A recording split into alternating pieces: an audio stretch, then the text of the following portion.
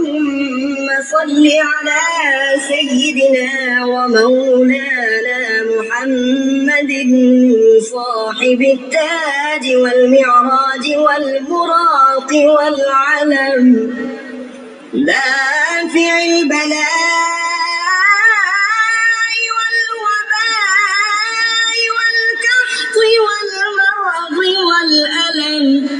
اسمه مكتوب مرفوع مشفوع منقوش في اللوح والقلم سيد العرب والعجم اسمه مقدس معطر مطهر منور في البيت والحرم شمس الضحى بدر الدجى صدر العلا نور الهدى كهف الورى مصباح الظلم جميل الشيم شفيع الأمم صاحب الجود والكرم والله عاصمه وجبريل خادمه والبراق مركبه والمعراج سفره وفوق سدرة المنتهى مقامه وقاب قوسين مطلوبه والمطلوب مقصوده والمقصود موجود سيد المرسلين خاتم النبيين شفيع المذنبين أنيس الغريبين رحمة للعالمين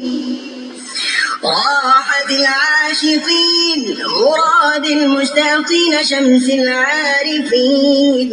سراج السالكين مصباح المقربين محب الفقراء والغرباء واليتامى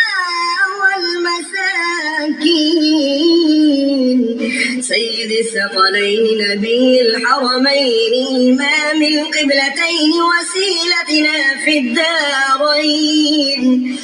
صاحب قاب قوسين محبوب رب المشرقين ورب المغربين جد الحسن والحسين مولانا ومولى الثقلين سيدنا أبي القاسم محمد بن عبد الله نور من نور الله يا أيها المشتاقون بنور جماله بلغ العلا بكماله كشف الدجى بجماله حصلت جميع خصاله صلوا عليه وآله وأصحابه وسلموا تسليما.